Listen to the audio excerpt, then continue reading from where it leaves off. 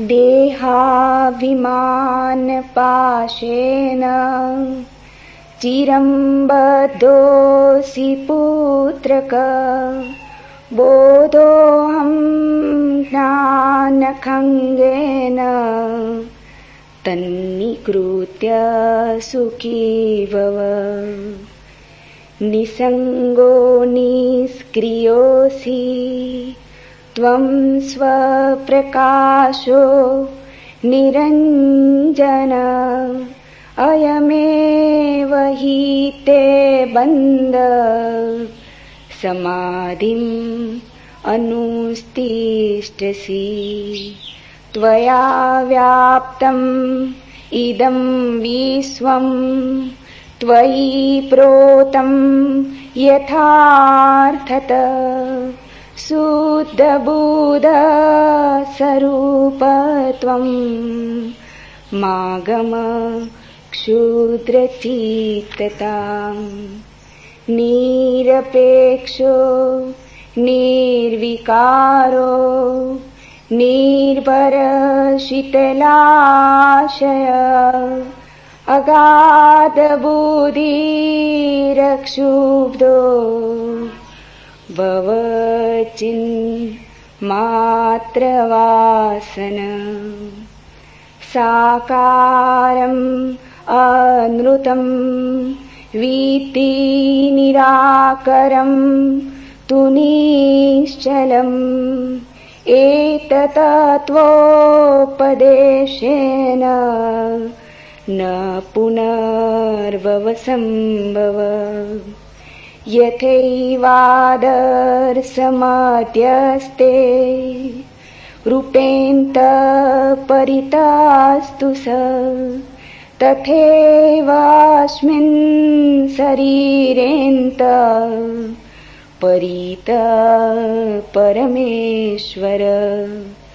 एकं सर्वगतं व्योम बहिरन्तः यथा घटे नित्यं निरन्तरं ब्रह्म सर्वभूतगणे तथा।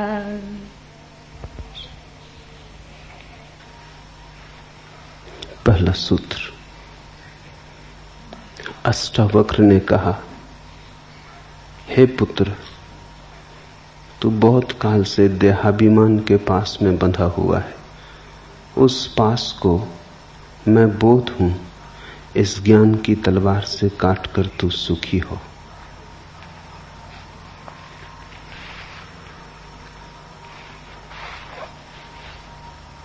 अष्टावक्र की दृष्टि में,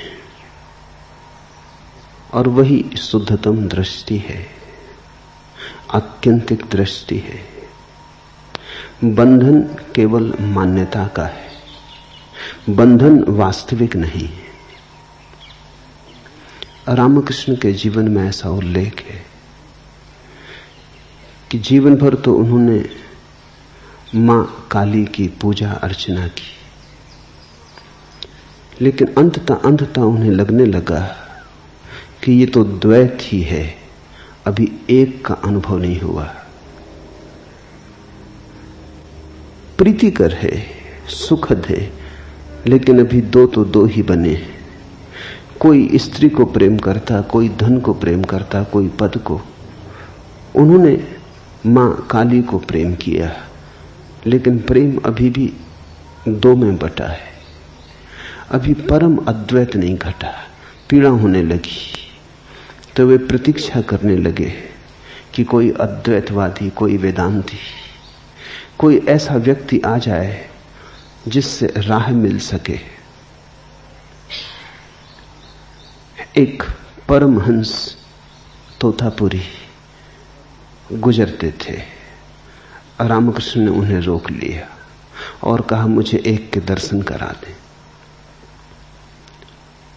तोतापुरी ने कहा, ये कौन सी कठिन बात, दो मानते हो इसलिए दो हैं, मान्यता छोड़ दो। पर रामकृष्ण ने कहा, मान्यता छोड़नी बड़ी कठिन है, जन्म भर उसे साधा। आंख बंद करता हूं, काली की प्रतिमा खड़ी हो जाती। रस में डूब जाता हूं, भूल ही जाता हूं कि एक होना है। आंख बंद करते ही दो हो जाता हूं, ध्यान करने की चेष्टा करता हूं, द्वैत हो जाता है। मुझे उबारो। तो तोतापुरी ने कहा, ऐसा करो, जब काली की प्रतिमा बने तो उठाना एक तलवार और 2 टुकड़े कर देना। रामकृष्ण ने कहा, तलवार वहां कहां से लाऊंगा? तो जो तोतापुरी ने कहा वही अष्टावक्र का वचन है। तोतापुरी ने कहा, ये काली की प्रतिमा कहां से ले आए हो? वहीं से तलवार भी ले आना। ये भी कल्पना है, इसे भी कल्पना से सजाया संवारा है। जीवन भर साधा है, जीवन भर पुनरुक्त किया है तो प्रगाढ़ हो गई है। ये कल्पना ही है। सभी को आंख बंद करके काली तो नहीं आती। ईसाई आंख बंद करता है, वर्षों की चेष्टा के बाद तो क्राइस्ट आते। कृष्ण का भक्त आंख बंद करता है तो कृष्ण आते। बुद्ध का भक्त आंख बंद करता है तो बुद्ध आते। महावीर का भक्त आंख बंद करता है तो महावीर आते। जैन को तो क्राइस्ट नहीं आते, क्रिश्चियन को तो महावीर नहीं आते। जो तुम कल्पना साधते हो वही आ जाती। रामकृष्ण ने काली को साधा है तो कल्पना प्रगाढ़ हो गई। बार बार पुनरुक्ति से, निरंतर निरंतर स्मरण से कल्पना इतनी यथार्थ हो गई है कि अब लगता है काली सामने खड़ी। कोई वहां खड़ा नहीं, चैतन्य अकेला है। यहां कोई दूजा नहीं, दूसरा नहीं। तुम आंख करो बंद, तोतापुरी ने कहा, उठाओ तलवार और तोड़ दो। रामकृष्ण आंख बंद करते, लेकिन आंख बंद करते ही हिम्मत खो जाती। तलवार उठाएं काली को तोड़ने को, भक्त भगवान को काटने को तलवार उठाए, ये बड़ी कठिन बात है। संसार छोड़ना बड़ा सरल। संसार में पकड़ने योग्य ही क्या है। लेकिन जब मन की किसी गहन कल्पना को खड़ा कर लिया हो, मन का कोई काव्य जब निर्मित हो गया हो, मन का स्वप्न जब साकार हो गया हो, तो छोड़ना बड़ा कठिन। संसार तो दुख स्वप्न जैसा है। भक्ति के स्वप्न, भाव के स्वप्न दुख स्वप्न नहीं है, बड़े सुखद स्वप्न हैं। उन्हें छोड़ें कैसे, तोड़ें कैसे? आंख से आंसू बहने लगते, गदगद हो जाते, शरीर कपने लगता, मगर वो तलवार न उठती, तलवार की याद ही भूल जाती। आखिर तोतापुरी ने कहा, बहुत हो गया, कई दिन बैठ के, ऐसे न चलेगा। या तो तुम करो या मैं जाता हूं, मेरा समय खराब मत करो। ये खेल बहुत हो गया। तोतापुरी उस दिन एक कांच का टुकड़ा ले आया और उसने कहा कि जब तुम मगन होने लगोगे तब मैं तुम्हारे माथे को कांच के टुकड़े से काट दूंगा। जब मैं यहां तुम्हारा माथा काटूं तो भीतर एक दफा हिम्मत करके उठा लेना तलवार और कर देना 2 टुकड़े। बस ये आखिरी है, फिर मैं न रुकूंगा। तोतापुरी की धमकी जाने की, और फिर वैसा गुरु खोजना मुश्किल होता। तोतापुरी अष्टावक्र जैसा आदमी रहा होगा।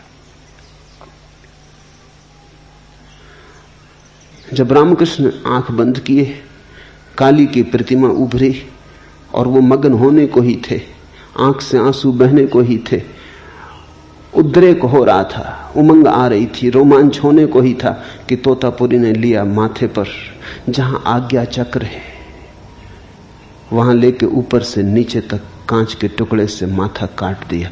खून की धार बह गई। हिम्मत उस वक्त भीतर रामकृष्ण ने भी जुटा ली, उठा ली तलवार, 2 टुकड़े कर दिए काली के।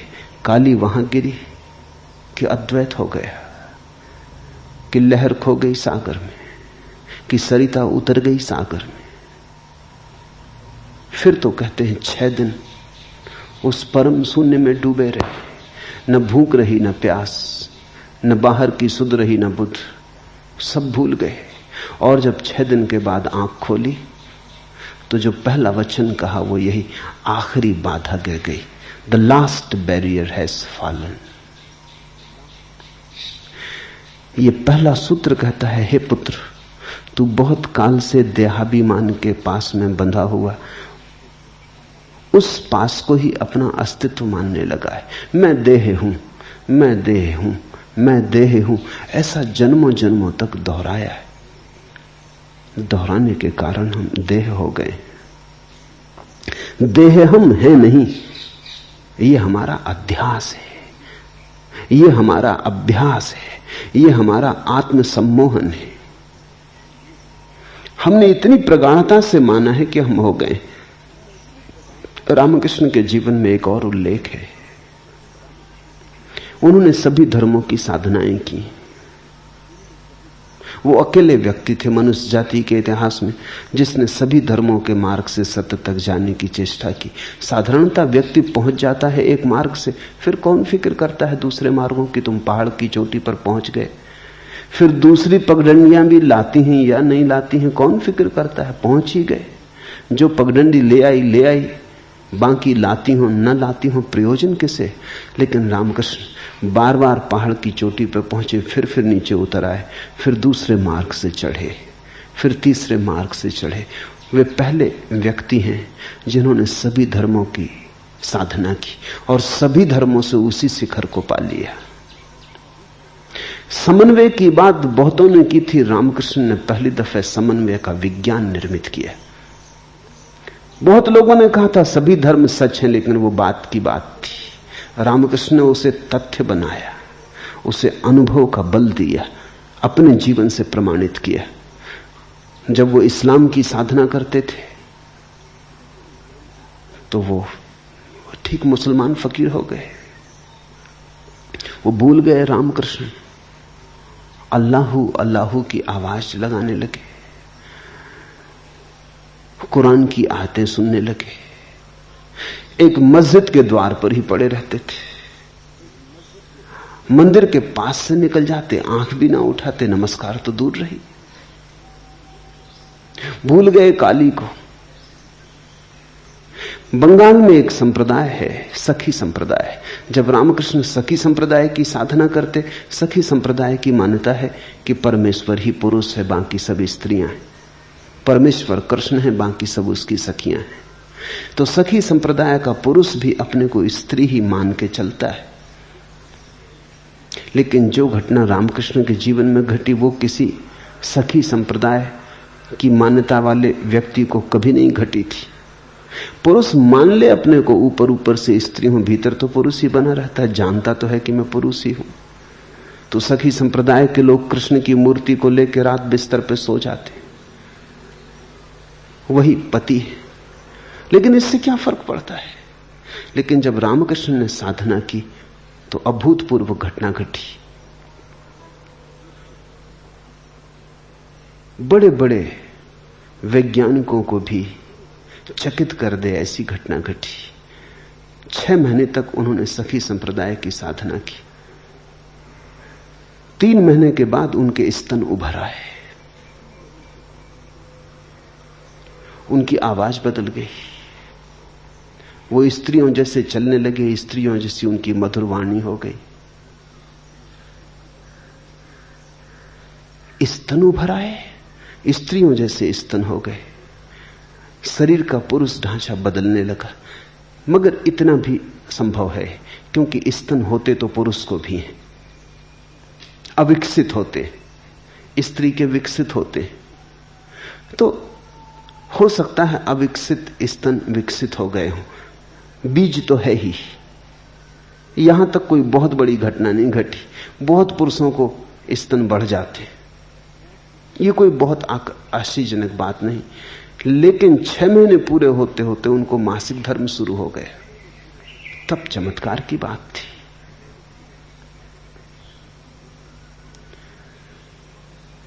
मासिक धर्म का शुरू हो जाना तो शरीर के पूरे शास्त्र के प्रतिकूल है। ऐसा तो कभी किसी पुरुष को न हुआ था। ये 6 महीने में क्या हुआ? एक मान्यता कि मैं स्त्री हूं, ये मान्यता इतनी प्रगाढ़ता से की गई, ये भाव इतने गहरे तक गुंजाया गया, ये रोए रोए में और कण कण में शरीर के गूंजने लगा कि मैं स्त्री हूं। इसका विपरीत भाव ना रहा, पुरुष की बात ही भूल गई। तो घटना घट गई। अष्टावक्र कह रहे हैं, हम देह नहीं हैं, हमने माना तो हम देह हो गए। हमने जो मान लिया हम वही हो गए। संसार हमारी मान्यता है, और मान्यता छोड़ दी तो हम तत्क्षण रूपांतरित हो सकते हैं। छोड़ने के लिए किसी यथार्थ को बदलना नहीं, सिर्फ एक धारणा को छोड़ देना है। हम वस्तुतः अगर शरीर होते तो बदलाहट बड़ी मुश्किल थी। हम वस्तुतः शरीर नहीं है, हम वस्तुतः तो शरीर के भीतर छिपा जो चैतन्य है वही, वो जो साक्षी दृष्टा है। देहाभिमान पासेन चिरम बद्धो असि पुत्रक बोधो अहम ज्ञान खड्गेन तन्निकृत सुखी भव। उठा बोध की तलवार, मैं बोध रूप हूं, उठा ऐसे भाव की तलवार और काट डाल इस धारणा को कि मैं देह, फिर तू सुखी है। सारे दुख देह के, जन्म है, बीमारी है, बुढ़ापा है, मृत्यु है, सभी देह के।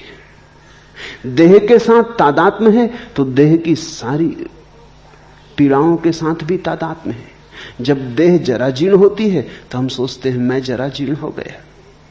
जब देह बीमार होती है तो हम सोचते हैं मैं बीमार हो गया। जब देह मरण के निकट पहुंचती तो हम घबराते हैं कि मैं मरा। मान्यता, सिर्फ मान्यता। मैंने सुना है मुल्ला नसरुद्दीन एक रात सोया अपनी पत्नी के साथ। तब तक उसे कोई बेटा बेटी ना हुए थे और पत्नी को बड़ी आतुरता थी कि कोई बच्चा हो जाए। सोने ही जा रहे थे कि पत्नी ने कहा कि सुनो तो, अगर हमारे घर बेटा हो जाए तो सुलाएंगे कहां, क्योंकि एक ही बिस्तर है। तो मुल्ला थोड़ा किनारे सरक गया, उसने कहा यहां बीच में सुला लेंगे। और पत्नी ने कहा अगर दूसरा और हो जाए, तो मुल्ला थोड़ा और सरक गया, उसने कहा उसको भी यहीं सुला लेंगे। कंजूस आदमी। पत्नी ने कहा अगर तीसरा हो जाए, तो मुल्ला और सरका, कहने ही जा रहा था कि यहां सुला लेंगे कि धड़ाम से नीचे गिरा, उसकी टांग टूट गई। पड़ोस के लोग इकट्ठे हो गए शोरगुल सुन के। वो चिल्लाया, रोने लगा। पड़ोस के लोगों ने पूछा क्या हुआ। उसने कहा जो बेटा अभी हुआ ही नहीं उसने टांग तोड़ दी। और जब मिथ्या बेटा इतना नुकसान कर सकता है तो सच्चे बेटे का क्या कहना। क्षमा मांगता हूं, बेटा बेटा चाहिए ही नहीं, इतना अनुभव बहुत है। कभी कभी क्या अक्सर हम ऐसे ही जीते, मान लेते, फिर मान के चलने लगते। मान के चलने लगते हैं तो जीवन में वास्तविक परिणाम होने लगते। मान्यता चाहे झूठी हो, बेटे वहां थे नहीं, लेकिन टांग असली टूट गई।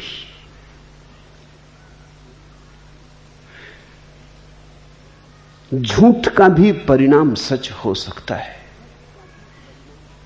अगर झूठ भी प्रगाढ़ता से मान लिया जाए तो उसके परिणाम यथार्थ में घटित होने लगते। मनस्विद कहते हैं कि इस जगत में जितनी भिन्नताएं दिखाई पड़ती हैं, ये भिन्नताएं यथार्थ की कम है, मान्यता की ज्यादा है। एक मनोवैज्ञानिक हार्वर्ड विश्वविद्यालय में प्रयोग कर रहा था। वो एक बड़ी बोतल ठीक से बंद की हुई, सब तरह से पैक की हुई लेके कमरे में आया अपनी क्लास में। कोई 50 विद्यार्थी। उसने वो बोतल टेबल पर रखी और उसने विद्यार्थियों को कहा कि इस बोतल में अमोनिया गैस है। मैं एक प्रयोग करना चाहता हूं कि अमोनिया गैस का जैसे ही मैं ढक्कन खोलूंगा तो उस गैस की सुगंध कितना समय लेती है पहुंचने में लोगों तक। तो जिसके पास पहुंचने लगे सुगंध वो हाथ ऊपर उठा दे।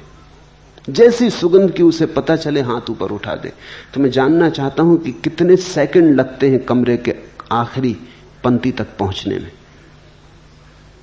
विद्यार्थी सजग होकर बैठ गए। उसने बोतल खोली। बोतल खोलते ही उसने जल्दी से अपनी नाक पर रुमाल रख लिया। Ammonia gas. पीछे हट के खड़ा हो गया। 2 सेकंड नहीं बीते होंगे कि पहली पंक्ति में एक आदमी ने हाथ उठाया, फिर दूसरे ने, फिर तीसरे ने, फिर दूसरी पंक्ति में हाथ उठे, फिर तीसरी पंक्ति में। 15 सेकंड में पूरी क्लास में अमोनिया गैस पहुंच गई। और अमोनिया गैस उस बोतल में थी ही नहीं, वो खाली बोतल थी। धारणा तो परिणाम हो जाता है। मान लिया तो हो गया। जब उसने कहा अमोनिया गैस इसमें है ही नहीं, तब भी विद्यार्थियों ने कहा कि हो या ना हो, हमें गंध आई। गंध मान्यता की आई। गंध जैसे भीतर से ही आई, बाहर तो कुछ था ही नहीं। सोचा तो आई। मैंने सुना है एक अस्पताल में एक आदमी बीमार है। एक नर्स उसके लिए रस लेके आई, संतरे का रस। उस रस लाने वाली नर्स के पहले ही दूसरी नर्स उसे एक बोतल दे गई थी कि इसमें अपनी पेशाब भर के रख दो परीक्षण के लिए। वो थोड़ा मजाकिया आदमी था। उसने उस बोतल में संतरे का रस डाल के रख दिया। जब वो नर्स लेने आई बोतल तो वो जरा चौंकी, क्योंकि ये रंग कुछ अजीब सा था।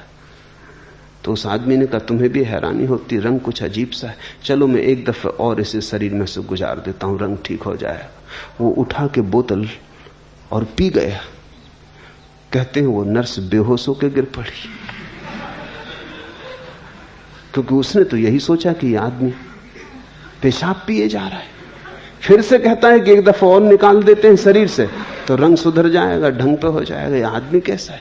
लेकिन वहां केवल संतरे का रस था। अगर पता हो कि संतरे का ही रस है तो कोई बेहोश न हो जाए। लेकिन यह बेहोशी वास्तविक है, यह मान्यता की है। तुम जीवन में चारों तरफ ऐसी हजारों घटनाएं खोज ले सकते हो जब मान्यता काम कर जाती, मान्यता वास्तविक हो जाती। मैं शरीर हूं, ये जन्मों जन्मों से मानी हुई बात है। मान ली तो हम शरीर हो गए, मान ली तो हम क्षुद्र हो गए, मान ली तो हम सीमित हो गए। अष्टावक्र का मौलिक आधार यही है कि यह आत्मसम्मोहन है, ऑटो हिप्नोसिस है। तुम शरीर हो नहीं गए हो, तुम शरीर हो नहीं सकते हो। इसका कोई उपाय ही नहीं है। जो तुम नहीं हो वो कैसे हो सकते हो? जो तुम हो तुम अभी भी वही हो। सिर्फ झूठी मान्यता को काट डालना है। उस पास को मैं बोध हूं इस ज्ञान की तलवार से काट कर तू अभी सुखी हो जा। ज्ञान खंगेन तत् निष्कृतम त्वम सुखी भव। अभी सुख को जगा ले, क्योंकि सारे दुख हमारे उस मान्यता के पिछलग्गू हैं कि हम दे। बुद्ध भी मरते हैं लेकिन मृत्यु की कोई पीड़ा नहीं। रामकृष्ण भी मरते हैं लेकिन मृत्यु की कोई पीड़ा नहीं। रमन भी मरते हैं लेकिन मृत्यु की कोई पीड़ा नहीं। रमन जब मरे तो उन्हें कैंसर था। चिकित्सक बहुत चकित थे। बड़ी कठिन बीमारी थी, बड़ी पीड़ादायी बीमारी थी। लेकिन रमन वैसे ही थे जैसे थे, जैसे बीमारी ने कोई भेद ही नहीं लाया, कहीं कोई अंतर ही नहीं पड़ा। चिकित्सक परेशान थे कि यह असंभव है, यह हो कैसे सकता है? मौत द्वार पर खड़ी है और आदमी अविचलित है। चिकित्सकों की बेचैनी हम समझ सकते हैं। इतनी पीड़ा हो रही है और आदमी अविचलित है, निस्तरंग है, उनकी बेचैनी, उनका तर्क हम समझ सकते हैं, क्योंकि शरीर ही हमारे लिए सब कुछ मालूम होता है। जिसको पता चल गया कि मैं शरीर नहीं हूं, मौत आ रही है लेकिन शरीर की आ रही है, और पीड़ा हो रही है वो भी शरीर में हो रही है। एक नए चैतन्य का आविर्भाव हुआ है जो दूर खड़े होकर देख रहा है, और दूरी शरीर की और चेतना की इतनी है जैसे जमीन और आसमान की दूरी। इससे बड़ी कोई दूरी नहीं है। तुम्हारे भीतर दुनिया में अस्तित्व की सबसे दूर की चीजें मिल रही हैं। तुम क्षितिज हो जहां जमीन और आसमान मिल रहे हैं।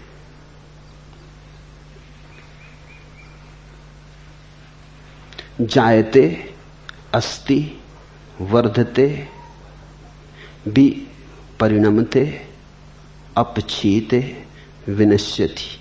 जो उत्पन्न होता है, स्थित है, बढ़ता है, बदलता है, क्षीण होता है और नाश हो जाता है, वह तू नहीं है जो इन सबको देखता है। बचपन देखा तुमने, फिर बचपन को जाते भी देखा। अगर तुम बचपन ही होते तो आज याद भी कौन करता कि बचपन था? तुम बचपन के साथ ही चले गए होते। जवानी देखी, जवानी आते देखी, जाते देखी। अगर तुम जवानी ही होते तो आज कौन याद करता? तुम जवानी के साथ ही चले गए होते। तुमने जवानी आते देखी, जाते देखी, स्वभावतः तुम जवानी से भिन्न हो। इतनी सीधी सी बात है, इतनी साफ सुथरी बात है। तुमने पीड़ा देखी, दर्द उठते देखा, दर्द के बादल घिरते देखे अपने चारों तरफ, फिर पीड़ा को जाते भी देखा, दर्द को विसर्जित होते देखा। तुमने दुख देखा, सुख देखा, कांटा चुभा, पीड़ा देखी, कांटा निकला, निस्पीड़ा हुए वह भी देखा। तुम देखने वाले हो, तुम पार खड़े हो, तुम अछूते हो। कोई भी घटना तुम्हें छू नहीं पाती। तुम जल में कमलवत हो। तू असंग है, क्रिया शून्य है, स्वयं प्रकाश है और निर्दोष है। तेरा बंधन यही है कि तू समाधि का अनुष्ठान करता है। ये अद्भुत क्रांतिकारी वचन है। ऐसा क्रांतिकारी वचन दुनिया के किसी शास्त्र में खोजना असंभव है। इसका पूरा अर्थ समझोगे तो गहन अहोभाव पैदा होगा। पतंजलि ने कहा है, चित्त वृत्ति का निरोध योग है। ये योग की मान्य धारणा है कि जब तक चित्त वृत्तियों का निरोध न हो जाए तब तक व्यक्ति स्वयं को नहीं जान पाता। जब चित्त की सारी वृत्तियां शांत हो जाती हैं तो व्यक्ति अपने को जान पाता है। अष्टावक्र पतंजलि के सूत्र के विरोध में कह रहे हैं। अष्टावक्र कह रहे हैं, तू असंग है, क्रिया शून्य है, स्वयं प्रकाश है और निर्दोष है। तेरा बंधन यही है कि तू समाधि का अनुष्ठान करता है। समाधि का अनुष्ठान हो ही नहीं सकता, समाधि का आयोजन हो ही नहीं सकता, क्योंकि समाधि तेरा स्वभाव है। चित्त वृत्ति तो जड़ स्थितियां हैं। चित्त वृत्तियों का निरोध तो ऐसे ही है जैसे किसी आदमी के घर में अंधेरा भरा हो, वो अंधेरे से लड़ने लगे। इसे थोड़ा समझना। ले आए तलवारें, भाले, लठ और लड़ने लगे अंधेरे से। बुला ले जवानों को, मजबूत आदमियों को, धक्के देने लगे अंधेरे को। क्या वो जीतेगा कभी?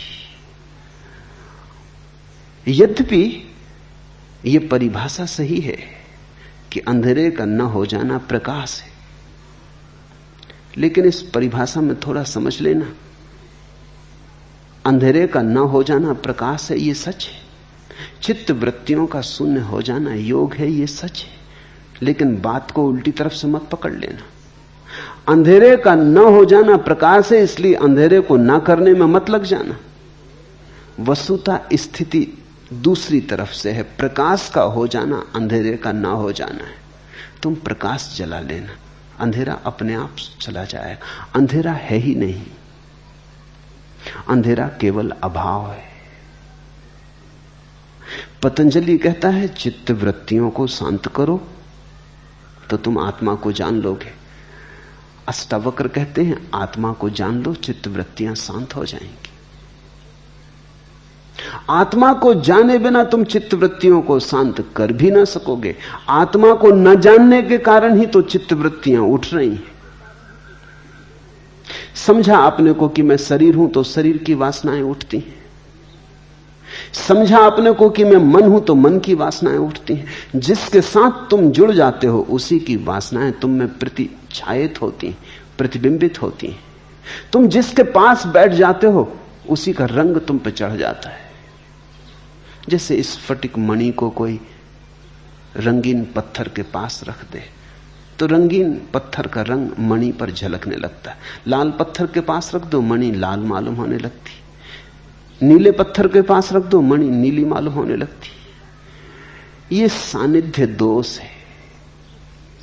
मणि नीली हो नहीं जाती, सिर्फ प्रतीत होती। अंधेरा केवल प्रतीत होता है नहीं। प्रकाश के न होने का नाम अंधेरा है। अंधेरे की अपनी कोई सत्ता नहीं, अपना कोई वास्तविक अस्तित्व नहीं। तो तुम अंधेरे से मत लड़ने लगना। योग और अष्टावक्र की दृष्टि बड़ी विपरीत है। इसलिए मैंने कहा अगर अष्टावक्र को समझना हो तो कृष्णमूर्ति को समझने की कोशिश करना। कृष्णमूर्ति अष्टावक्र का आधुनिक संस्करण है। ठीक आधुनिक भाषा में, आज की भाषा में कृष्णमूर्ति जो कह रहे हैं वो शुद्ध अष्टावक्र का सार है। कृष्णमूर्ति के मानने वाला ऐसा सोचते हैं कि कृष्णमूर्ति कोई नई बात कह रहे हैं। नई बात कहने को है ही नहीं। जो भी कहा जा सकता है कहा जा चुका है। जितने जीवन के पहलू हो सकते हैं सब छाने जा चुके हैं। अनंत काल से आदमी खोज कर रहा है। इस सूरज के नीचे नया कहने को कुछ है ही नहीं। केवल भाषा बदलती है, आवरण बदलते हैं, वस्त्र बदलते हैं, समय के अनुसार नई धारणाओं का प्रयोग बदलता है, लेकिन जो कहा जा रहा है वो ठीक वही है। अष्टावक्र की भाषा अति प्राचीन है, कृष्णमूर्ति की भाषा अति नवीन है। लेकिन जो थोड़ा भी समझ सकता है उसे दिखाई पड़ जाएगा कि बात तो वही है। कृष्णमूर्ति कहते हैं योग की कोई जरूरत नहीं, ध्यान की कोई जरूरत नहीं, जप तप की कोई जरूरत नहीं। ये सब अनुष्ठान है। अनुष्ठान उसके लिए करना होता है जो हमारा स्वभाव नहीं। स्वभाव को पाने के लिए क्या अनुष्ठान करना है? सब अनुष्ठान छोड़ के अपने में झांक लो, स्वभाव प्रकट हो जाएगा। तू असंग है, क्रिया शून्य है, स्वयं प्रकाश और निर्दोष है। ये घोषणा तो देखो। अष्टावक्र कहते हैं तू निर्दोष है, इसलिए तुम भूल के भी ये मत समझना कि मैं पापी हूं। लाख तुम्हारे साधु संत कहे चले जाएं कि तुम पापी हो, पाप का प्रक्षालन करो, पश्चाताप करो, बुरे कर्म किए हैं उनको छुड़ाओ। अष्टावक्र का वचन ध्यान में रखना, तू क्रिया शून्य है, इसलिए कर्म तो तू करेगा कैसे? अष्टावक्र कहते हैं जीवन में 6 लहरें हैं, 6 ऊर्मियां, भूख प्यास, शोक मोह, जन्म मरण। ये 6 तरंगे। भूख प्यास शरीर की तरंगे। अगर शरीर ना हो तो ना तो भूख होगी ना प्यास होगी। ये शरीर की जरूरतें हैं।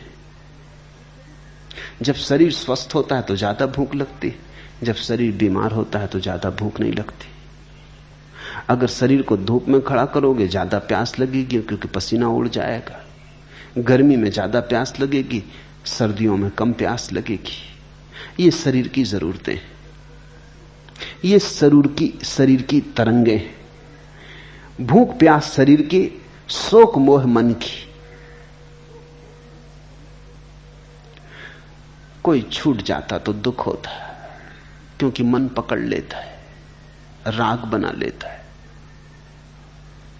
कोई मिल जाता है परिजन तो सुख होता है, कोई परिजन छूट जाता तो दुख होता है। कोई अपरिजन मिल जाता है तो दुख होता है, अपरिजन छूट जाता तो सुख होता है। लेकिन ये मन के खेल है, आसक्ति और विरक्ति के खेल है, आकर्षण और विकर्षण के खेल है। जिस आदमी के भीतर मन ना रहा, उसके भीतर फिर कोई शोक नहीं, कोई मोह नहीं। ये तरंगे मन की हैं और जन्म मरण तरंगे प्राण की हैं। जन्म होता श्वास के साथ, मृत्यु होती श्वास के विदा होने के साथ। इसलिए जैसे बच्चा पैदा होता है, डॉक्टर फिक्र करता है जल्दी श्वास ले, रोए। रोने का अर्थ केवल इतना ही है कि रोएगा तो श्वास ले लेगा। रोने के झटके में श्वास का द्वार खुल जाएगा, रोने के झटके में बंद फेफड़ा काम करने लगेगा। अगर बच्चा नहीं रोता कुछ सेकंड के भीतर, तो डॉक्टर उसे उल्टा लटका के उस पर चोट करता बच्चे के ऊपर, ताकि धक्के में श्वास चल पड़े। श्वास जन्म है। श्वास यानी प्राण की प्रक्रिया। जब आदमी मरता है तो श्वास समाप्त हो जाती, प्राण की प्रक्रिया बंद हो गई। प्रतिपल यही हो रहा है। श्वास भीतर आती तो जीवन भीतर आता, श्वास बाहर जाती तो जीवन बाहर जाता। प्रतिपल जन्म और मृत्यु घट रही है। हर आती श्वास जीवन है, हर जाती श्वास मौत है। तो मौत और जन्म तो प्रतिपल घट रहे हैं। ये प्राण की तरंगे।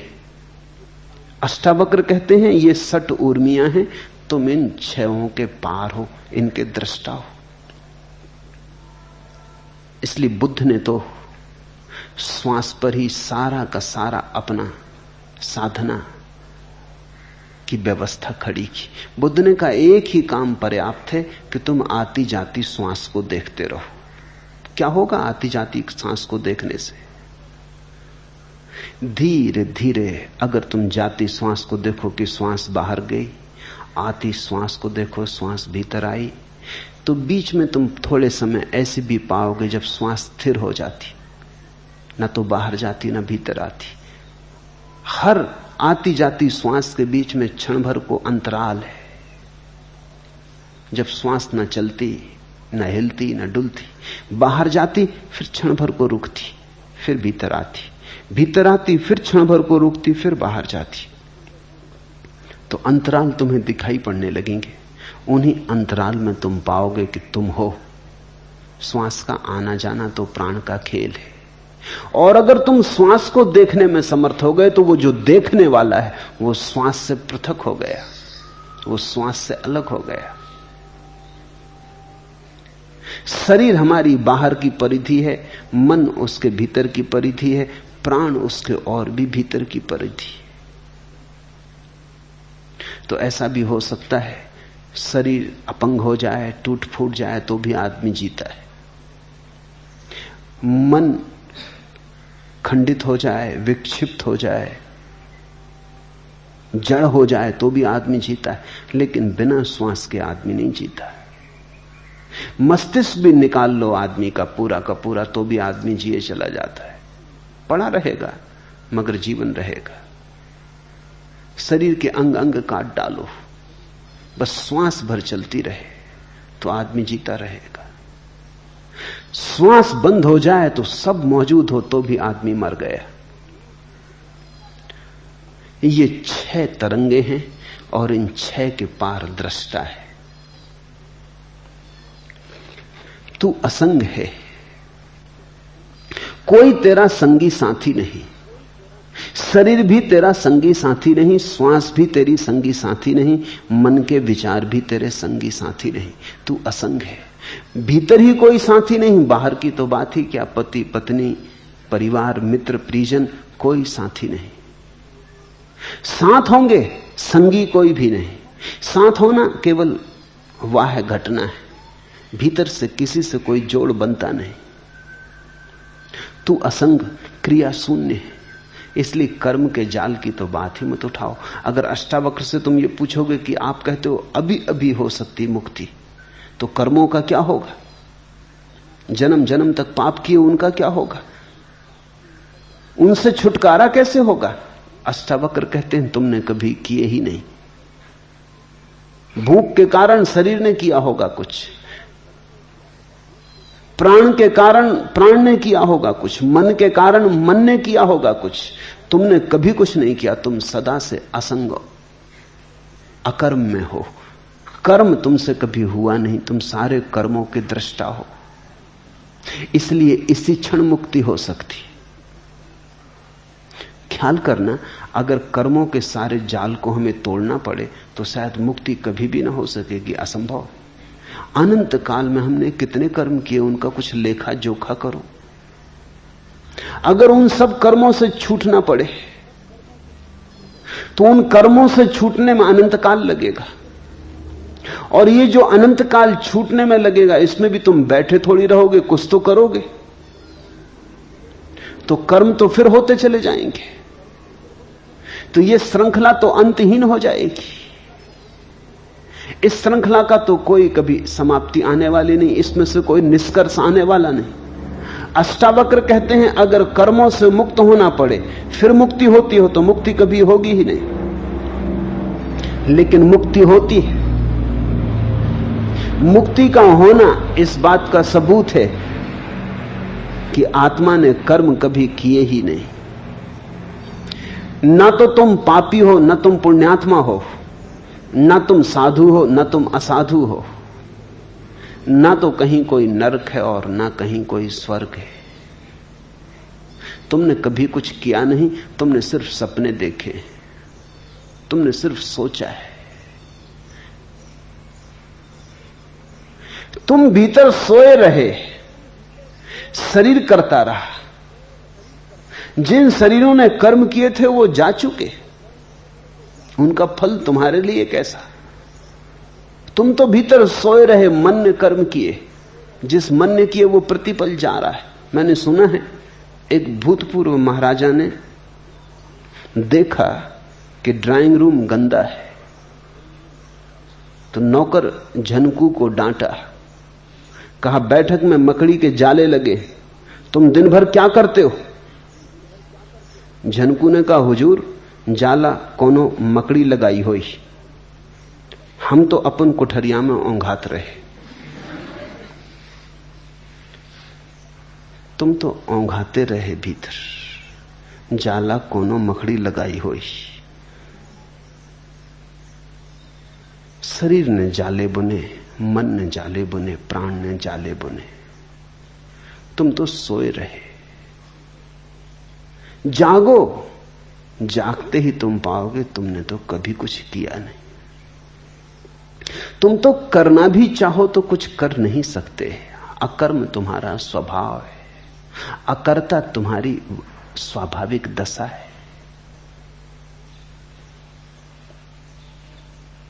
तू असंग, क्रिया शून्य, स्वयं प्रकाश और निर्दोष है। ये सुनी घोषणा, तू निर्दोष है। तो जो कुछ तुम्हें सिखाया हो पंडितों ने, पुरोहितों ने, फेंको। तुम निर्दोष हो। उनकी सिखावन ने बड़े खतरे किए, तुम्हें पापी बना दिया। तुम्हें हजार तरह की बातें सिखा दी कि तुम ऐसे बुरे हो, तुमने दीनता भर दी और अपराध का भाव भर दिया। तुम निर्दोष हो, निरपराधी हो। तेरा बंधन यही है कि तू समाधि का अनुष्ठान करता है। इस वचन की क्रांति तो देखो। तेरा बंधन यही है कि तू समाधि का अनुष्ठान करता है, कि तू आयोजन करता है कि समाधि कैसे फले, फूल कैसे लगे ध्यान के, मुक्ति कैसी हो। अनुष्ठान ते बंधा ही समाधिम अनुतिष्ठसी, यही तेरा बंधन है। उठा तलवार बोध की और काट दे। तो यहां तुम्हें साफ हो जाएंगी दो बातें कि योग का एक मार्ग है और बोध का बिल्कुल दूसरा मार्ग है। बोध के मार्ग का प्राचीन नाम है सांख्य। सांख्य का अर्थ होता है बोध। योग का अर्थ होता है साधन। सांख्य का अर्थ होता है सिर्फ जागना है, बस कुछ करना नहीं। योग का अर्थ होता है बहुत कुछ करना है, तब जागरण घटेगा। योग में साधन है, सांख्य में सिर्फ साध्य है। मार्ग नहीं है, केवल मंजिल है। क्योंकि मंजिल से तुम कभी गए ही नहीं कहीं और, तुम अपने भीतर के मंदिर में ही बैठे हो। आना नहीं है वापस, इतना ही जानना है कि कभी गए ही नहीं। निसंगो निष्क्रियो असि त्वयं स्वप्रकाशो निरंजना अयमेव हिते बंधा समाधि मनुतिष्ठसी। बस इतना ही बंधन है कि तुम मोक्ष खोज रहे हो। मोक्ष के खोज से नए बंधन निर्मित होते। एक आदमी संसार में बंधा है, फिर घबरा जाता है तो मोक्ष खोजने लगता है। तो इधर से घर द्वार छोड़ता है, परिवार छोड़ता है, धन दुकान छोड़ता है, फिर नए बंधनों में बन जाता। साधु हो गया, अब ऐसे उठो, ऐसे बैठो, ऐसे खाओ, ऐसे पियो। अब नए बंधन अपने चारों तरफ रच लेता है। तुमने देखा साधुओं की हालत कैदियों जैसी है। साधु मुक्त नहीं है, क्योंकि साधु सोच रहा है मुक्ति के लिए पहले तो बंधन करने पड़ेंगे। यह भी खूब मजे की बात है। मुक्ति के लिए पहले बंधन मानने पड़ेंगे। मुक्त होने के लिए कोई बंधन नहीं चाहिए। कृष्णमूर्ति की एक किताब है the first and last freedom, पहली और अंतिम मुक्ति। वो अष्टावक्र का आधुनिकतम वक्तव्य है। अगर मुक्त होना है तो पहले ही चरण पर मुक्त हो जाओ। ये मत सोचो कि अंत में मुक्त होएंगे। पहले चरण पर ही मुक्त होना है, दूसरे चरण पर नहीं। क्योंकि अगर पहले चरण पर सोचा कि तैयारी करेंगे मुक्त होने की, तो उसी तैयारी में नए बंधन निर्मित हो जाएंगे। फिर उन नए बंधनों से छूटने के लिए फिर तैयारी करनी पड़ेगी। उस तैयारी में फिर नए बंधन निर्मित हो जाएंगे। तो तुम एक से छूटोगे, दूसरे से बंधोगे, कुएं से बचोगे, खाई में गिरोगे। तो तुम देखो, ग्रस्त बंधा है और संन्यास्त बंधे, दोनों के बंधन अलग अलग हैं, मगर फर्क कुछ नहीं है। ऐसा लगता है कि मौलिक मूर्छा जब तक नहीं टूटती, तुम जो भी करोगे बंधन होगा। मैंने सुना है कि एक आदमी की स्त्री भाग गई, तो उसे खोजने निकला। खोजते खोजते जंगल में पहुंच गया। वहां एक साधु एक वृक्ष के नीचे बैठा था। उसने पूछा कि मेरी स्त्री को तो जाते नहीं देखा, घर से भाग गई, बड़ा बेचैन। तो साधु ने पूछा तेरी स्त्री का नाम क्या है? उसने कहा मेरी स्त्री का नाम फजीती। साधु ने कहा फजीती? तूने भी खूब नाम रखा। ऐसे तो सभी स्त्रियां फजीती होती हैं, कि तूने नाम भी खूब चुन के रखा। तेरा नाम क्या है? साधु उत्सुक हुआ कि तो नाम में बड़ा होशियार। उसने कहा मेरा नाम बेवकूफ। वो साधु हंसने लगा। उसने कहा तू खोजबीन छोड़, तू तो जहां बैठ जाएगा फजीतियां वहीं आ जाएंगी। कोई कहीं तुझे जाने की जरूरत नहीं, तेरा बेवकूफ होना काफी है। फजीतियां तुझे खुद खोज लेंगी। संसार से छोड़ के आदमी भाग जाता है, तो संसार छोड़ने से उसकी मंदी बुद्धता तो नहीं मिटती, उसकी मूढ़ता तो नहीं मिटती, मूर्छा तो नहीं मिटती। वो उस मूर्छा को लेके मंदिर में बैठ जाता है, नए बंधन बना लेता है। वो मूर्छा नए जाले बुन देती। पहले संसार में बंधा था, वो सन्यास में बंध जाता है, लेकिन बिना बंधे नहीं रह सकता। मुक्ति है प्रथम चरण पर, उसके लिए कोई आयोजन नहीं। आयोजन का मतलब हुआ कि अब आयोजन में बंधे, इंतजाम किया तो इंतजाम में बंधे, फिर इससे छूटना पड़ेगा। तो ये कहां तक चलेगा? ये तो अंतहीन हो जाएगा। सुना है मैंने, एक आदमी डरता था मरघट से निकलने से, और मरघट के पार उसका घर था, तो रोज निकलना पड़ता है। इतना डरता था कि रात घर से नहीं निकलता था, सांझ घर लौट आता था तो कपता हुआ आता था।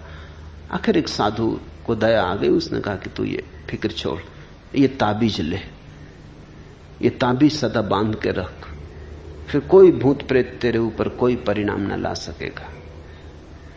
परिणाम हुआ, ताबीज बांधते से भूत प्रेत का डर मिट गया। लेकिन अब एक नया डर पकड़ा कि ताबीज कहीं खो न जाए। स्वाभाविक, जिस ताबीज ने भूत प्रेतों से बचा दिया, अब वो आधी रात को भी निकल जाता है। मरघट से कोई डर नहीं, भूत प्रेत तो कभी भी वहां नहीं थे।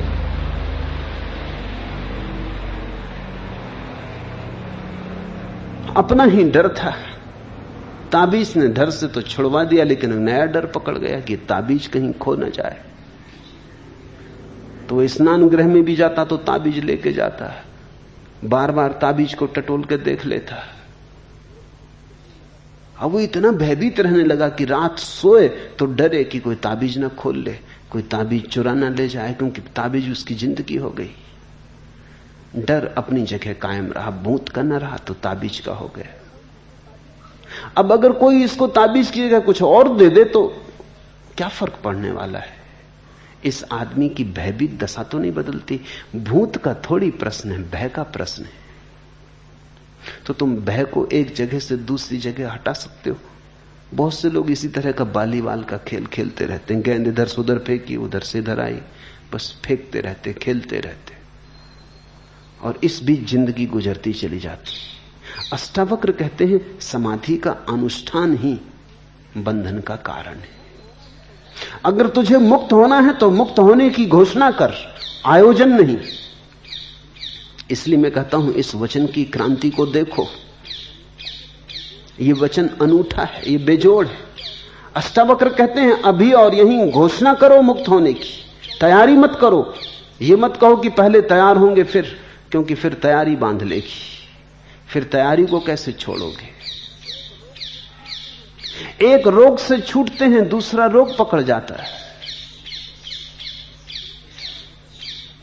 ये तो कंधे बदलना हुआ।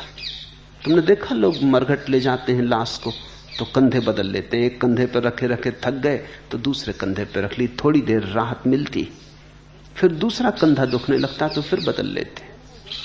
ऐसे तो तुम जन्मों जन्मों से कर रहे हो, बस ये सिर्फ राहत मिलती है, इससे परम विश्राम नहीं मिलता। छोड़ो मुर्दों का ढोना, घोषणा करो। अगर तुम चाहो तो एक क्षण में, क्षण के एक अंश में घोषणा हो सकती है। मुझसे लोग पूछते हैं कि आप हर किसी को संन्यास दे देते? मैं कहता हूं कि हर कोई हकदार है, सिर्फ घोषणा करने की बात है। कुछ और करना थोड़ी है, सिर्फ घोषणा करनी। इस घोषणा को अपने हृदय में विराजमान करना है कि मैं संन्यास्त हूं तो तुम संन्यास्त हो गए, कि मैं मुक्त हूं तो तुम मुक्त हो गए। तुम्हारी घोषणा तुम्हारा जीवन है। घोषणा करने की हिम्मत करो। क्या छोटी मोटी घोषणाएं करनी? घोषणा करो अहम ब्रह्मास्मि, मैं ब्रह्म हूं। तुम ब्रह्म हो गए। आगे के सूत्र में अष्टावक्र कहते हैं यह संसार तुझसे व्याप्त है, तुझी में प्रोया है। तू यथार्थता शुद्ध चैतन्य स्वरूप है, अतः क्षुद्र चित्त को मत प्राप्त हो। क्या छोटी छोटी बातों से जुड़ता है? कभी जोड़ लेता ये मकान मेरा, ये देह मेरी, ये धन मेरा, ये दुकान मेरी। क्या क्षुद्र बातों से मन को जोड़ रहा है? त्वा व्याप्तमिदं विश्वम त्वयि प्रोतम यथार्थता। तुझसे ही सारा सत्य ओतप्रोत है, तुझसे ही सारा ब्रह्म व्याप्त है। शुद्ध बुद्ध स्वरूपस्त्वम मां गम क्षुद्र चित्तताम। क्यों छोटी छोटी बातों को घोषणा करता है? बड़ी घोषणा कर, एक घोषणा कर। शुद्ध चैतन्य स्वरूप हूं, शुद्ध बुद्ध स्वरूप हूं, क्षुद्र चित्त को मत प्राप्त हो। हमने बड़ी छोटी छोटी घोषणाएं की हैं, जो हम घोषणा करते हैं वही हम हो जाते हैं। इस दृष्टि से भारत का अनुदान जगत को बड़ा अनूठा है, क्योंकि भारत ने जगत में सबसे बड़ी घोषणाएं की। मंसूर ने मुसलमानों की दुनिया में घोषणा की अनल हक, मैं सत्य हूं, उन्होंने मार डाला। उन्होंने कहा यह आदमी जरूरत से बड़ी घोषणा कर रहा है। मैं सत्य हूं यह तो केवल परमात्मा कह सकता है, आदमी कैसे कहेगा। लेकिन हमने अष्टावक्र को मार नहीं डाला, न हमने उपनिषद के ऋषियों को मार डाला जिन्होंने कहा अहम ब्रह्मास्मि, क्योंकि हमने एक बात समझी कि आदमी जैसी घोषणा करता है वैसा ही हो जाता है। तो फिर छोटी क्या घोषणा करनी? जब तुम्हारी घोषणा पर ही तुम्हारे जीवन का विस्तार निर्भर है, तो परम विस्तार की घोषणा करो, विराट की घोषणा करो, विभु की, प्रभु की घोषणा करो। इससे छोटी पे क्यों राजी होना? इतनी कंजूसी क्या? घोषणा में ही कंजूसी कर जाते हो। फिर कंजूसी कर जाते हो तो वैसे हो जाते हो। क्षुद्र मानोगे तो क्षुद्र हो जाओगे, विराट मानोगे तो विराट हो जाओगे। तुम्हारी मान्यता तुम्हारा जीवन है, तुम्हारी मान्यता तुम्हारी जीवन की शैली है। तू निरपेक्ष, अपेक्षा रहित है, निर्विकार है, स्वनिर्भर चिदघन रूप है, शांति और मुक्ति का स्थान है, अगाध बुद्धि रूप है, क्षोभ शून्य है, अथा चैतन्य मात्र में निष्ठा वाला हो। एक निष्ठा पर्याप्त है, साधना नहीं निष्ठा, साधना नहीं श्रद्धा। इतनी निष्ठा पर्याप्त है कि मैं चैतन्य मात्र हूं। इस जगत में यह सबसे बड़ा जादू है। मनस्विद कहते हैं कि अगर किसी व्यक्ति को बार बार कहो कि तुम बुद्धिहीन हो, वो बुद्धिहीन हो जाता है। जितने लोग दुनिया में बुद्धिहीन दिखाई पड़ते हैं, ये सब बुद्धिहीन नहीं, ये हैं तो परमात्मा।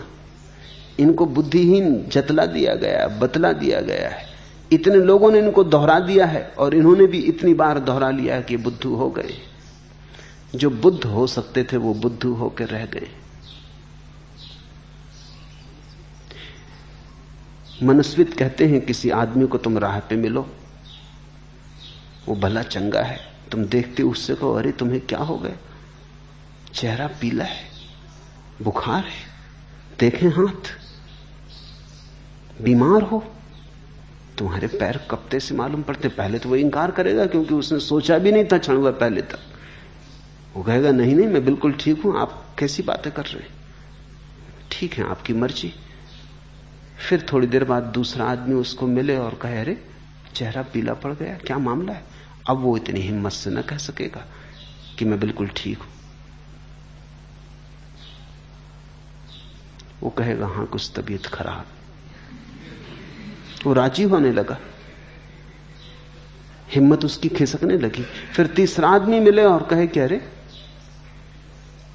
अब तो वो घर ही लौट जाएगा कि मैं तबीयत मेरी ज्यादा खराब है, अब बाजार जाने से कुछ सार नहीं। तुमने कहानी सुनी कि एक ब्राह्मण एक बकरी को खरीद के लाता था। 3-4 लफंगों ने उसे देखा और उन्होंने सोचा कि इसकी बकरी तो छीनी जा सकती, लेकिन ब्राह्मण मजबूत था और छीनना आसान मामला न था। तो उन्होंने सोचा कि थोड़ी कूटनीति करो। एक उसे मिला राह के किनारे और कहा कि गजब, ये कुत्ता कितने में खरीद लाए। उस आदमी ने, ब्राह्मण ने कहा कुत्ता, तू अंधा तो नहीं है, पागल कहीं के, बकरी है, बाजार से खरीद के ला रहा हूं, 50 रुपए खर्च किए। उसने भाई तुम्हारी मर्जी, लेकिन तुम जानो ब्राह्मण होके कुत्ते को कंधे पे लिए। भाई मुझको तो कुत्ता दिखाई पड़ता, हो सकता है मेरी गलती हो।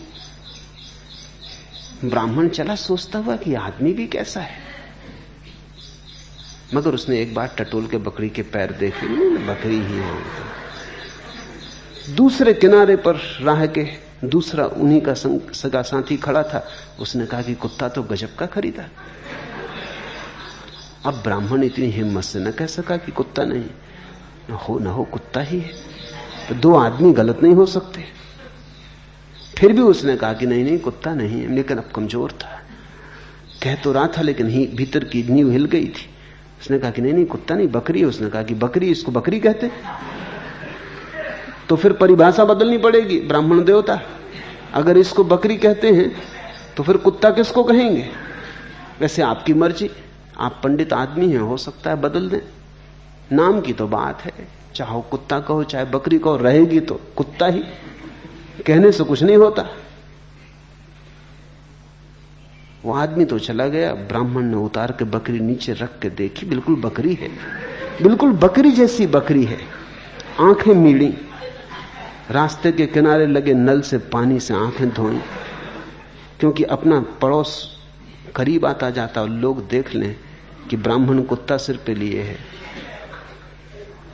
तो पूजा पांडित्य को धक्का लगेगा। पूजा करवाते हैं लोग, ना करवाएंगे लोग पागल समझेंगे। मगर फिर देख दाख के उसने सब तरह की बकरी है, मगर इन दो आदमियों को क्या हुआ? फिर रख के चला, लेकिन अब जरा डरता हुआ चला कि फिर कोई और ना देख ले। वो तीसरा उनका साथी खड़ा था। उसने कहा कि कुत्ता तो गजब का है, कहां से लाए? हम भी बड़े दिन से कुत्ता चाहते। उसने कहा बाबा तू ही ले ले, अगर कुत्ता चाहते हो तुम ही ले लो, ये कुत्ता ही है, एक मित्र ने दे दिया है, इससे छुटकारा करो मेरा। वो भागा वहां से घर की तरफ कि किसी को पता ना चल जाए कि कुत्ता इसने लिया है। आदमी ऐसे ही जी रहा है।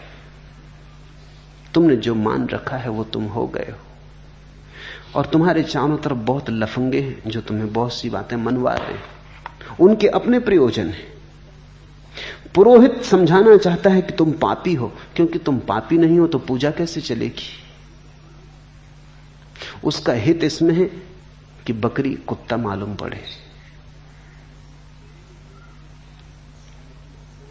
पंडित है, अगर तुम अज्ञानी नहीं हो तो उसके पांडित्य का क्या होगा? उसकी दुकान कैसे चलेगी? धर्मगुरु है वो, अगर तुम्हें समझा दे कि तुम अकर्ता हो, कर्म शून्य हो, तुमने कभी पाप किया ही नहीं, तो उसकी जरूरत क्या है? ये तो ऐसा हुआ कि डॉक्टर के पास तुम जाओ, वो समझा दे कि बीमार तुम हो ही नहीं, बीमार तुम कभी हुए ही नहीं, बीमार तुम हो ही नहीं सकते, स्वास्थ्य तुम्हारा स्वभाव है। तो ये डॉक्टर आत्महत्या कर रहा है अपनी, इसकी दुकान का क्या होगा? तुम डॉक्टर के पास जाओ भले चंगे, जब तुम्हें कोई बीमारी नहीं तब जाओ, तब भी तुम पाओगे कि वो बीमारी खोज लेगा। तुम जाके देखो, बिल्कुल भले चंगे हो, तुम्हें कोई बीमारी नहीं, जाके जरा चले जाओ डॉक्टर को कहना कि कुछ जांच पड़ताल करवानी। ऐसा डॉक्टर खोजना बहुत मुश्किल है जो कह दे कि तुम बीमार नहीं हो। मुल्ला नसरुद्दीन का बेटा डॉक्टर हुआ, तो मैंने उससे पूछा कि कैसी चल रही? उसने कहा कि काफी अच्छी चल रही। मैंने कहा तुम कैसे समझे कि काफी अच्छी चल रही? उसने कहा इतनी अच्छी चल रही कि कई दफे तो वो बीमारों को कह देता है कि तुम बीमार ही नहीं। ये तो बड़ी डॉक्टर कह सकता है जिसकी खूब चल रही हो, चल रही ऐसी हो कि अब उसे उपद्रव ज्यादा लेने नहीं है, फुर्सत नहीं। तो उसने कहा इससे मैं समझता हूं कि बिल्कुल ठीक चल रही। कई दफा आदमियों को कह देता है नहीं तुम्हें कोई बीमारी नहीं। दुकानें हैं, उनके अपने हित हैं। तुम्हारे ऊपर हजारों दुकानें चल रही, पंडित की है, पुरोहित की है, धर्मगुरु की है। तुम्हारा पापी होना जरूरी है, तुमने बुरे कर्म किए हो यह आवश्यक है, नहीं तो तुम्हारा बुरे कर्मों से छुटकारा दिलाने वालों का क्या होगा? मसीहाओं का क्या होगा जो आते हैं तुम्हारी मुक्ति के लिए? अगर अष्टावक्र सही है तो सब मसीहा व्यर्थ है, फिर तुम्हारे छुटकारे की कोई जरूरत नहीं, तुम छूटे ही हुए हो, तुम मुक्ति ही हो। अष्टावक्र की जैसी कोई भी दुकान नहीं है, जैसे अष्टावक्र तुम्हारे साथ कोई धंधा नहीं करना चाहते, सीधी सीधी बात कह देते हैं, दो टूक सत्य कह देते हैं। तू निरपेक्ष, अपेक्षा रहित, निर्विकार, निर्भर, चिद घन रूप, शांति और मुक्ति है तू, अगाध बुद्धि रूप, क्षोभ शून्य है तू, अतः चैतन्य मात्र में निष्ठा वाला हो।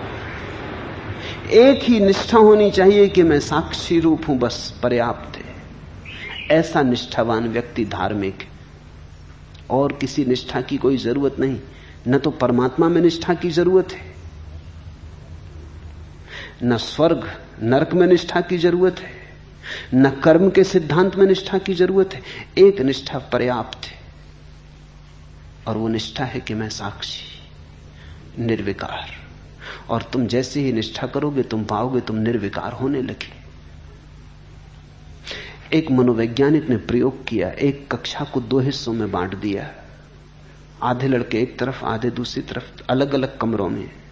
फिर पहले हिस्से को जाके कहा कि गणित बहुत कठिन है, तुम में से कोई भी हल ना कर पाएगा। एक गणित लिखा बोर्ड पर और कहा ये इतना कठिन है कि तुम्हारी तो सामर्थ्य नहीं, तुमसे आगे की कक्षा के विद्यार्थी भी इसको हल नहीं कर सकते। लेकिन हम एक प्रयोग कर रहे हैं, हम जानना चाहते हैं क्या तुम में से कोई इसको हल करने के थोड़े बहुत भी करीब आ सकता है, थोड़ी बहुत विधि 2-4 कदम भी ठीक उठा सकता है। यह असंभव है। उसने ये बार बार दोहराया कि असंभव है, फिर भी तुम चेष्टा करो। दूसरे कमरे में गया, उसी वर्ग के आधे लड़के, वही बोर्ड पर उसने गणित लिखा और कहा कि यह प्रश्न इतना सरल है कि यह असंभव है कि तुम में से कोई इसे हल ना कर पाए। तुमसे नीची कक्षाओं के लड़कों ने हल कर लिया है। तो इसलिए नहीं दे रहे हैं कि तुम्हारी कोई परीक्षा करनी, तुम तो हल कर ही लोगे, ये इतना सरल है। सिर्फ हम ये जानना चाहते हैं कि क्या एकांश विद्यार्थी ऐसा भी है तुम्हारी कक्षा में जो इसमें भी भूल चूक कर जाए। सवाल वही, कक्षा वही, बड़े अंतर आए परिणाम में। पहले वर्ग में 15 लड़कों में से केवल 3 लड़के हल कर पाए। दूसरे वर्ग में 15 में से 12 ने हल किया, केवल 3 हल न कर पाए। इतना बड़ा अंतर। सवाल वही, उस सवाल के साथ जो भाव दिया गया वो परिणामकारी हुआ। अष्टावक्र तुमसे नहीं कहते कि धर्म दुसाध्य है, अष्टावक्र कहते हैं बड़ा सरल है। जो दुसाध्य कहते हैं वो दुसाध्य बना देते। जो कहते हैं बड़ा असंभव है, खड़क की धार, वो तुम्हें घबरा देते। जो कहते हैं ये तो हिमालय पे चढ़ने जैसा है, इसमें तो विरले चढ़ पाते, तुम छोड़ ही देते फिक्र कि विरले तो अपन है नहीं, ये अपने बस की बात नहीं, तो चढ़ें विरले, हम झंझट में ना पड़ेंगे। हम स्वागत करते हैं विरलों का, जाएं, मगर हम सीधे साधे आदमी, हमें तो इसी घाटी में रहने दो। अष्टावक्र कहते हैं ये बड़ा सरल है, ये इतना सरल है कि तुम्हें कुछ करने की भी जरूरत नहीं, सिर्फ जाग के देखना पर्याप्त है। ये मनुष्य की मेधा की अंतिम घोषणा है। ये मनुष्य की अंतिम संभावनाओं के प्रति मनुष्य को सजग करना है। धर्म मनुष्य की प्रतिभा का आखिरी चमत्कार है। अगर तुलना करनी हो तो राजनीति मनुष्य की प्रतिभा का निकृष्टतम रूप है और धर्म मनुष्य की प्रतिभा का श्रेष्ठतम रूप। ऐसा हुआ, एक राजनेता सख्त बीमारी से उठा तो डॉक्टर ने सलाह दी 2-3 महीने तक आप कोई भी दिमागी काम न करें। राजनेता ने पूछा, डॉक्टर साहब यदि थोड़ी राजनीति इत्यादि करूं तो कोई आपत्ति है? डॉक्टर ने कहा नहीं, बिल्कुल नहीं, राजनीति आप जितनी चाहें करें, बस दिमागी काम बिल्कुल ना करें। राजनीति में दिमागी काम है भी नहीं।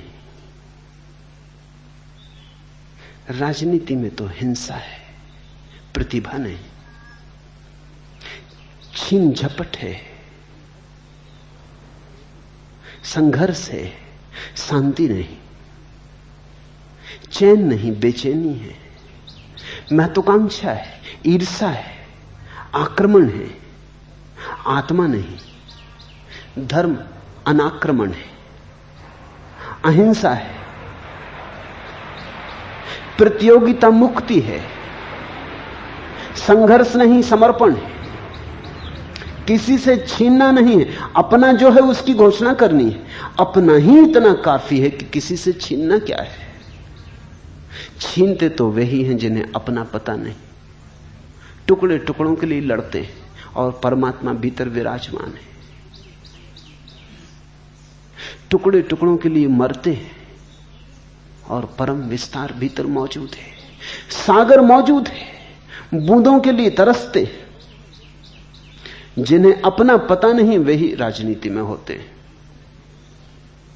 और जब मैं राजनीति कहता हूं तो मेरा मतलब इतना ही नहीं कि वे लोग जो राजनीतिक पार्टियों में, राजनीति से मेरा मतलब है वे सभी लोग जो किसी तरह के संघर्ष में, वो धन का संघर्ष हो तो धन की राजनीति, पद का संघर्ष हो तो पद की राजनीति, त्याग का संघर्ष हो तो त्याग की राजनीति।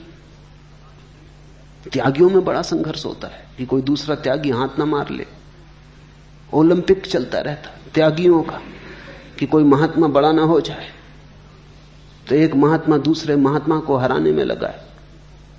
वो तो अगर कभी भारत में कभी ओलंपिक हो तो उसमें महात्माओं की भी प्रतियोगिता होनी चाहिए। लेकिन जहां भी प्रतियोगिता है वहीं राजनीति है। राजनीति का मूल स्वर है कि मेरे पास नहीं और दूसरों के पास है, छीन के ही मेरे पास हो सकेगा। लेकिन जो तुम दूसरे से छीनते हो वो तुम्हारा कब होगा, कैसे होगा? छीना हुआ तुम्हारा कैसे होगा? जो छीना गया है वो छीना जाएगा। आज नहीं कल तुमसे कोई दूसरा छीन लेगा, और अगर कोई भी ना छीन पाया तो मौत तो निश्चित छीन लेगी। तुम्हारा तो सिर्फ वही है जो किसी से बिना छीने तुम्हारा है, तो फिर मौत भी ना छीन पाएगी। तुम्हारा तो वही है जो जन्म के पहले तुम्हारा था, मौत के बाद भी तुम्हारा होगा। उस एक की खोज करो, और उस एक की खोज के लिए साधन तक की जरूरत नहीं। अष्टावक्र कहते सिर्फ सजगता, सिर्फ साक्षी भाव।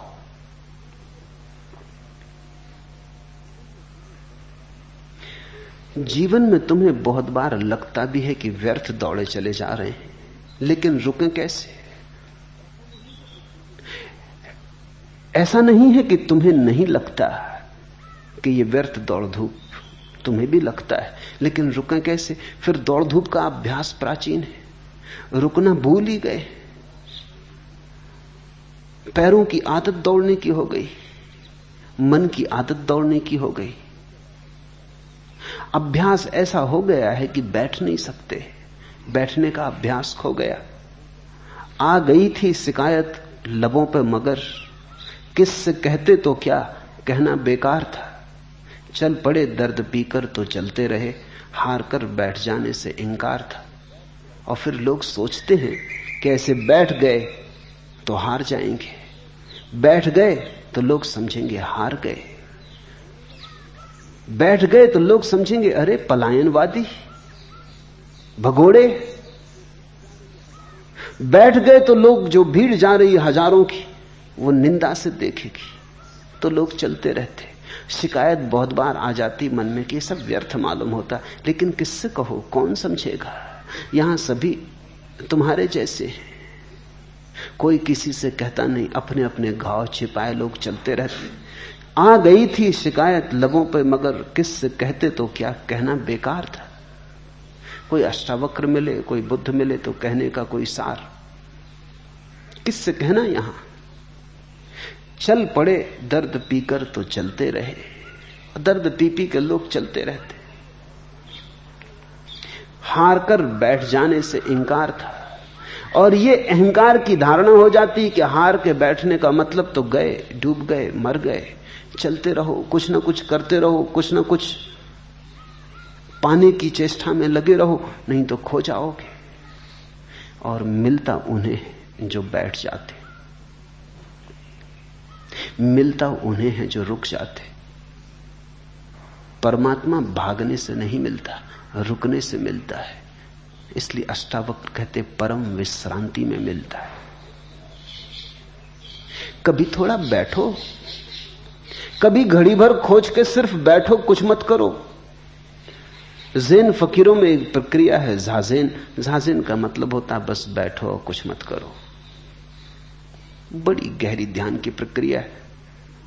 प्रक्रिया कहनी ठीक ही नहीं, क्योंकि प्रक्रिया तो कुछ भी नहीं, बस बैठो, कुछ भी ना करो। जैसे अष्टावक्र जो कह रहे हैं वही ज़ेन कह रहा है। बैठ जाओ, कुछ देर सिर्फ बैठो विश्राम में, कुछ देर सब ऊहापोह छोड़ो, कुछ देर सब महत्वाकांक्षा छोड़ो, मन की दौड़ धूप आपाधापी छोड़ो, थोड़ी देर सिर्फ बैठे रहो, डूबे रहो अपने में।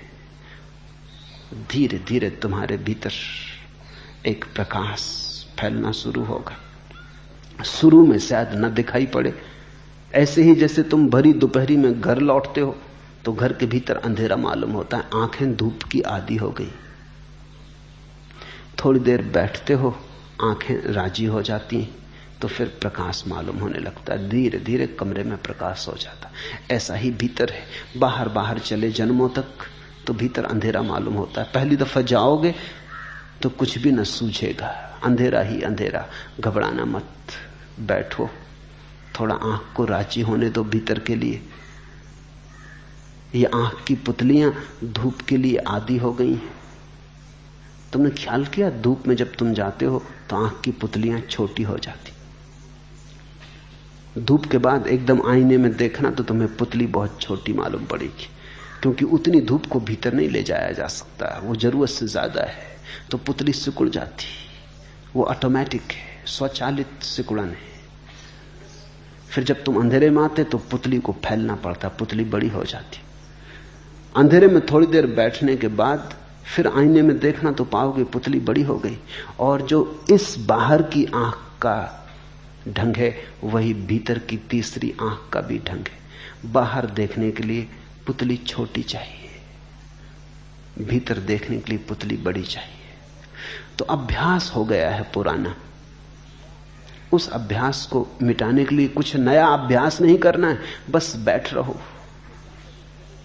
लोग पूछते हैं बैठ के क्या करें? चलो कुछ राम नाम दे दो, कोई मंत्र दे दो, उसी को दोहराते रहेंगे, मगर कुछ दे दो, कुछ करने को। लोग कहते हैं आलंबन चाहिए, सहारा चाहिए।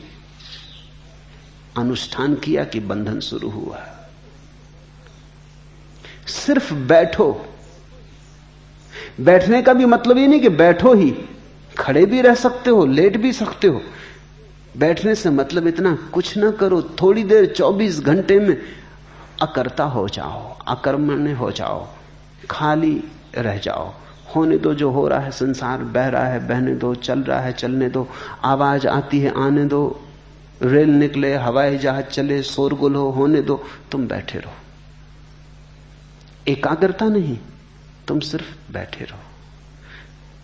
समाधि धीरे धीरे तुम्हारे भीतर सघन होने लगेगी। तुम अचानक समझ पाओगे अष्टावक्र का अर्थ क्या है, अनुष्ठान रहित होने का अर्थ क्या है। साकार को मिथ्या जान, निराकार को निश्चल नित्य जान। इस यथार्थ तत्व उपदेश से पुनः संसार में उत्पत्ति नहीं होती, जिसको बुद्ध ने कहा है अनागामिन। ऐसा व्यक्ति जब मरता है तो फिर वापस नहीं आता, क्योंकि वापस तो हम अपनी आकांक्षा के कारण आते हैं, राजनीति के कारण आते हैं, वापस तो हम वासना के कारण आते हैं। जो ये जान के मरता है कि मैं सिर्फ जानने वाला हूं, उसका फिर कोई आगमन नहीं होता। वो इस व्यर्थ के चक्कर से छूट जाता है, आवागमन से। साकार को मिथ्या जान, साकारम अनृतम विद्धि, निराकारम निश्चलम विद्धि। निराकार को निश्चल नित्य जान। जो हमारे भीतर आकार है वही भ्रांत है, जो हमारे भीतर निराकार है वही सत्य। देखा कभी पानी में भंवर पड़ती? भंवर क्या है? पानी में ही उठी एक लहर है, फिर शांत हो जाती तो भंवर कहां खो जाती? भंवर थी नहीं, पानी में ही एक तरंग थी, पानी में ही एक रूप उठा था। ऐसे ही हम परमात्मा में उठी एक तरंग है, तरंग खो जाती, कुछ भी पीछे छूटता नहीं, राख भी नहीं छूटती, निशान भी नहीं छूटता। जैसे पानी पे तुम कुछ लिखो, लिखते ही मिट जाता है, ऐसी ही जीवन की सारी आकार की स्थितियां तरंगे मात्र हैं। जिस तरह दर्पण अपने में प्रतिबिंबित रूप के भीतर और बाहर स्थित है, उसी तरह परमात्मा इस शरीर के भीतर और बाहर स्थित है। तुमने देखा दर्पण के सामने तुम खड़े होते हो, प्रतिबिंब बनता है, बनता है कुछ दर्पण में, प्रतिबिंब बनता है, यानी कुछ भी नहीं बनता। तुम हट गए, प्रतिबिंब हट जाता है। दर्पण जैसा था वैसा ही है, जैसे का तैसा। तुम्हारे सामने होने से दर्पण में प्रतिबिंब बना था, हट जाने से हट गया, लेकिन दर्पण में न तो कुछ बना और न कुछ हटा, दर्पण अपने स्वभाव में रहा। यह सूत्र कहता है अष्टावक्र का कि जैसे दर्पण के सामने खड़े हो, दर्पण में प्रतिबिंब बनता है, लेकिन प्रतिबिंब वस्तुतः बनता है क्या? बना हुआ प्रतीत होता है। प्रतिबिंब से धोखा मत खा जाना। बहुत लोग धोखा खाते प्रतिबिंब से। और ये सूत्र कहता है कि प्रतिबिंब के चारों तरफ दर्पण है, बाहर भीतर। प्रतिबिंब में दर्पण ही दर्पण है और कुछ भी नहीं है। ऐसा ही उसी तरह परमात्मा इस शरीर के भीतर और बाहर स्थित है। परमात्मा भीतर, परमात्मा बाहर, परमात्मा ऊपर, परमात्मा नीचे, परमात्मा पश्चिम, परमात्मा पूरब, परमात्मा दक्षिण, परमात्मा उत्तर, सब तरफ वही एक है। उस विराट के सागर में उठी हम छोटी भंवरें, छोटी तरंगे। अपने को तरंग मान के मत उलझ जाना, अपने को सागर ही मानना। बस इतनी ही मान्यता का भेद है बंधन और मुक्ति में। जिसने अपने को तरंग समझा वो बंध गया, जिसने अपने को सागर समझा वो मुक्त हो गया।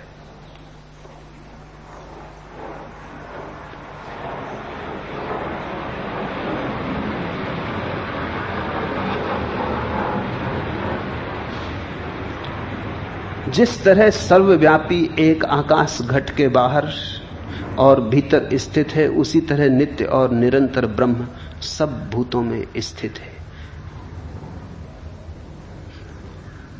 जिस तरह सर्वव्यापी एक आकाश घट के बाहर और भीतर घड़ा रखा है, घड़े के भीतर भी वही आकाश है, घड़े के बाहर भी वही आकाश है। तुम घड़े को फोड़ दो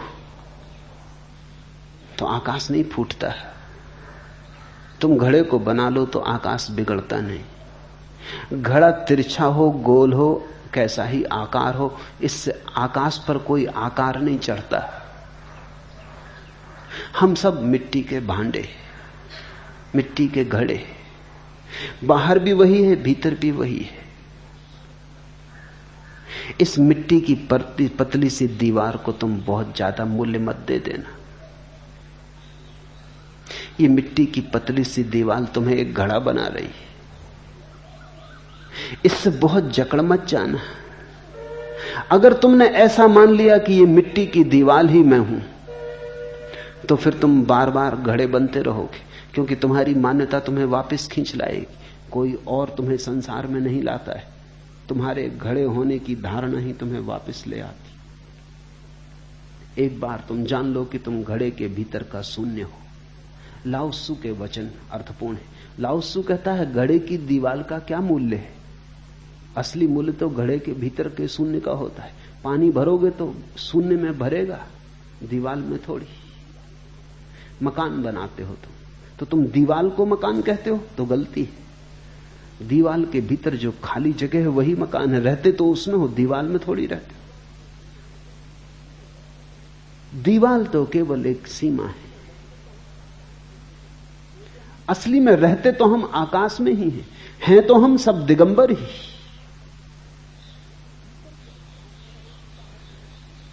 भीतर के आकाश में रहो कि बाहर के आकाश में, दीवार के कारण कोई फर्क थोड़ी पड़ता है। दीवार आज है कल गिर जाएगी, आकाश सदा है। तो तुम भूल से घर को अगर दीवार समझ लेते हो और घड़े को अगर मिट्टी की परत समझ लेते हो और अपने को अगर देह समझ लेते हो, तो बस यही बंधन है।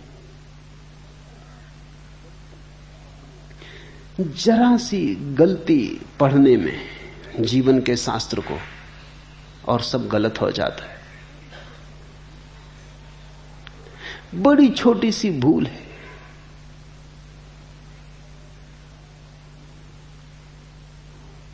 मुल्ला नसरुद्दीन एक बार अपने विचारों में डूबा बस में चढ़ गया और सीट पर बैठ के सिगरेट पीने लगा। साफ साफ तो लिखा है कि बस में धूम्रपान वर्जित है। क्या आपने पढ़ा नहीं? क्या आपको पढ़ना नहीं आता? कंडक्टर ने क्रोधपूर्वक उससे कहा, पढ़ तो लिया, लेकिन लिखने को तो बस में बहुत कुछ लिखा है। मैं किस किस की बात का पालन करूं? नसरुद्दीन बोला, यही देखो, यहां लिखा है हमेशा हैंडलूम की साड़ियां पहनो।